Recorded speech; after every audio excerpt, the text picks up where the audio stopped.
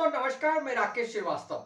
बिहार में राहुल गांधी की चल रही वोट अधिकार यात्रा खत्म हो चुकी है और अब तेजस्वी यादव ने इस वोट अधिकार यात्रा से इतर अपना राजनीतिक एजेंडा सेट करना शुरू कर दिया है। नीतीश कुमार के खिलाफ तेजस्वी यादव ने बड़ा हमला बोला है। अब तक चाचा कह के संबोधित करते हुए तेजस्वी यादव हमेशा बयान देते थे, लेकिन अब सीधे तौर पर नीतीश कुमार को एक ऐसे व्यक्ति के तौर पे पेश किया है जो घोटाले का भीष्म पितामह है। यानी नीतीश कुमार को घोटाले का भीष्म पितामह बताकर राजनीतिक तौर पे तेजस्वी यादव ने एक अलग एजेंडा सेट करना शुरू कर दिया। दरअसल नीतीश कुमार की सबसे बड़ी यूएसपी यही रही है कि भ्रष्टाचार और दूसरे जो करप्शन के मुद्दे हैं उससे वो हमेशा दूर रहे हैं। पिछले 20 सालों के कार्यकाल में उन पर कोई भी ऐसा बड़ा दाग नहीं लगा जिस पर सवाल खड़ा किया जा सके। लेकिन अब तेजस्वी यादव ने बिहार विधानसभा चुनाव के करीब आते ही भ्रष्टाचार के मामले में नीतीश कुमार को घेरने की तैयारी शुरू कर दी है। हाल ही में इंजीनियरों के पास से यानी बिहार के इंजीनियरों के पास से 100 करोड़ रुपए की बरामदगी हुई थी। इसी को आधार बनाकर तेजस्वी यादव ने नीतीश कुमार पे बड़ा हमला बोला और कहा कि सीएम इस पर चुप है, घोटाले के भीष्म पितामह बन चुके हुए हैं। इस तरह से तेजस्वी यादव ने पूरे बिहार में जो वोट अधिकार यात्रा के जरिए एसआईआर पे हमला किया जा रहा था उसके इतर जाकर एक अलग राजनीतिक एजेंडा सेट करने की कोशिश की है। इसके पीछे का तर्क ये बताया जा रहा है कि तेजस्वी यादव ने इस पूरे वोटर अधिकार यात्रा के दौरान देखा कि एसआईआर का मुद्दा काम तो करेगा लेकिन बिहार में कितना सफल होगा इसे बताना बेहद मुश्किल है। इसलिए उन्होंने अपने पुराने धर्रे पे लौटते हुए बिहार में चुनावी एजेंडा सेट करना शुरू कर दिया है। पहले तो उन्होंने घोटाले को लेकर सीएम नीतीश कुमार को घेरा और अब चूंकि वहां पर रोजगार का एक बड़ा मुद्दा है और इसी मुद्दे को लेकर उन्होंने पहले जो बयान दिए थे कि यहाँ के युवाओं को रोजगार दिया जाएगा, डोमिसाइल नीति लागू की जाएगी, महिलाओं को 2500 रुपये हर महीने दिए जाएंगे, ये तमाम मुद्दे वो पहले उठा चुके हैं। और भारतीय जनता पार्टी भी इसी तर्ज पे काम करते हुए अब महिलाओं को हर महीने 10,000 रुपये देने की बात कही है। साथ ही दूसरी तरह की जो योजनाएं हैं उसे भी खोल दिया है। युवाओं को रोजगार देने का बड़ा बयान नीतीश कुमार दे चुके हैं। इसी वजह से तेजस्वी यादव ने ये हमला बोला और कहा कि भारतीय जनता पार्टी और जेडीयू नकलची हो गई है, यानी वो राजद के जो मुद्दे हैं उसकी चोरी कर रही है। लेकिन बिहार में जो वोट अधिकार यात्रा निकली थी उसके बाद का माहौल क्या है इसे समझना बेहद जरूरी है।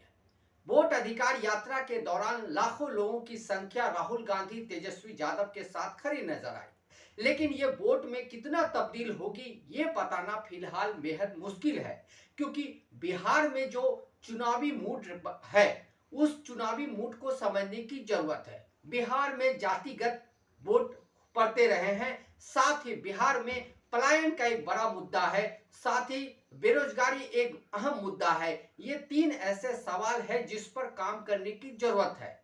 क्योंकि प्रशांत किशोर जो जन सुराज पार्टी के अध्यक्ष है वो पहले ही भ्रष्टाचार, बेरोजगारी और पलायन के मुद्दे को उठाते रहे हैं। इसी वजह से अभी भी चूंकि वोट अधिकार यात्रा राहुल गांधी और तेजस्वी यादव की निकली उसके बावजूद प्रशांत किशोर की अपनी जगह बनी हुई है, क्योंकि उनका जो मुद्दा है वो बेसिक मुद्दा है और इस मुद्दे के साथ बिहार के लोग कनेक्ट करते नजर आ रहे हैं। वहीं भारतीय जनता पार्टी इस पूरे मामले में अब तक जिस तरह से खामोश रही है और अब जेडीयू के साथ मिलकर एक के बाद एक जिस तरह से प्रलोभन या आप कह सकते हैं कि ऐसी योजनाएं लागू की जा रही है जो सीधे तौर पे वोटर को प्रभावित कर सकता है। आपको याद होगा महाराष्ट्र में लाडली बहन योजना चुनाव से महज 3-4 महीने पहले शुरू की गई थी और इस दौरान महिलाओं को 1500 रुपये दिए गए और इसकी किस्त अभी तक जारी है। इसका परिणाम भी भारतीय जनता पार्टी और राष्ट्रवादी कांग्रेस पार्टी, अजित पवार गुट, शिवसेना शिंदे गुट को मिला और चुनाव में बम्पर जीत मिली। इसी तर्ज पर बिहार में महिलाओं को हर महीने सितंबर से ये पैसे शुरू हो जाएंगे, हर महीने 10,000 रुपये मिलेंगे और ये पैसे सीधे तौर पे लोगों के बीच बांटे जाएंगे। इसके लिए कोई बड़ा आधार कार्ड या बड़ी चीजें नहीं मांगी जा रही है। तो इसका सीधा सा मतलब है कि जेडीयू भारतीय जनता पार्टी की नजर बिहार में जो महिला वोटर है उस पर है।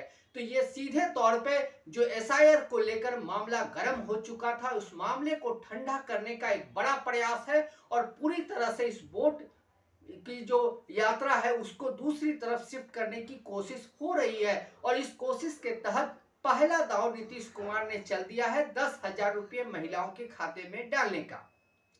ये कितना प्रभावित कर सकता है ये समझने की जरूरत है। बिहार में करीब करीब 2 करोड़ 89 महिलाएं हैं, 89 लाख महिलाएं हैं। इन महिलाओं के सीधे खाते में पैसे जाएंगे। इससे करीब 27,300 करोड़ रुपए का बोझ सरकार पे पड़ेगा। लेकिन इसका फायदा चुनाव में उन्हें मिलेगा, इसका अनुमान लगाया जा रहा है। विशेषज्ञों का मानना है कि ये जो पैसे डायरेक्ट ट्रांसफर किए जाएंगे, इस पैसे का सीधा लाभ सरकार को चुनाव के दौरान मिल सकता है, क्योंकि बिहार में जो 2 करोड़ 89 लाख महिलाएं हैं उनमें से बड़ी संख्या में ऐसी महिलाएं हैं जो रोजगार से दूर है, जिनके पास पर्याप्त शिक्षा व्यवस्था नहीं है या ज्यादा पढ़ी लिखी नहीं है। ऐसे लोगों के हाथ में अगर 10,000 रुपये हर महीने पहुंचते हैं और बाद में 6 महीने के बाद 2 लाख रुपए देने की बात कही जा रही है रोजगार खड़ा करने के लिए, तो ये एक बड़ी रकम है और इसका सीधा फायदा जेडीयू भारतीय जनता पार्टी की सरकार को मिल सकता है चुनाव में। इसी बात को ध्यान में रखते हुए नीतीश कुमार की तरफ से ये बड़ा दांव चला गया है। और इसी दांव के साथ एक और दांव भारतीय जनता पार्टी ने चल दिया है इमोशनली वोटर को भुनाने का। दरअसल हाल में जब वोट अधिकार यात्रा चल रही थी, इसी दौरान भीड़ से एक शख्स ने नरेंद्र मोदी की जो मां है, स्वर्गीय मां, उनको गाली दी थी और इसका वीडियो वायरल हुआ था और ये मामला अब तक तूल पकड़ा हुआ है। इस मामले के जो आरोपी है उसकी गिरफ्तारी तो हो चुकी है, लेकिन ये मामला किसी तरह से ठंडा नहीं पड़ रहा है। और अब प्रधानमंत्री के जो तमाम मंत्री है इस पर बयान तो दे ही चुके हैं। अब प्रधानमंत्री नरेंद्र मोदी ने भी खुद इस पर बयान दिया है और कहा है कि वो और उनकी पार्टी कांग्रेस और जेडीयू को तो माफ कर सकती, जेडीयू नहीं राजद को तो माफ कर सकती है, लेकिन बिहार की जो जनता है वो माफ नहीं करेगी, क्योंकि उन्होंने मेरी स्वर्गीय मां को गाली दी है।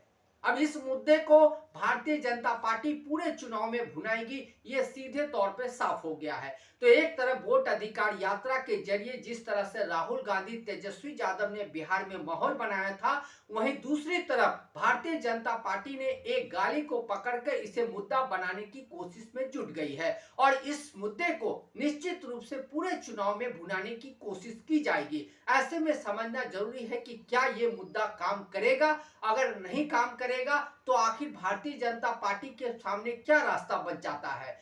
निश्चित रूप से जो गाली का मुद्दा है वो सेंटिमेंटल है और निश्चित रूप से लोगों के बीच ये प्रभाव डाल सकता है, क्योंकि भारतीय जनता पार्टी और प्रधानमंत्री नरेंद्र मोदी का जो क्रेज रहा है, उसके जो वोटर रहे हैं, कोर वोटर, उनके पास जो ये मैसेज गया है कि प्रधानमंत्री नरेंद्र मोदी की मां को गाली दी गई है, वो इसे सीधे तौर पे वोट में तब्दील करेंगे। निश्चित रूप से राजद और कांग्रेस को इससे नुकसान उठाना पड़ सकता है, लेकिन सवाल यह भी है कि जो वोट अधिकार यात्रा निकाली गई और सर के खिलाफ जो हल्ला बोल किया गया, उसका आखिर राजनीतिक लाभ कितना हो सकता है। दरअसल जो आम मतदाता है उनके बीच वोट चोरी का मुद्दा कितना काम करेगा, इसमें बिल्कुल संदेह है, क्योंकि आम लोगों के बीच वोट चोरी का मुद्दा उतने गले नहीं उतर सकता है जितना कांग्रेस या राजद मान रही है।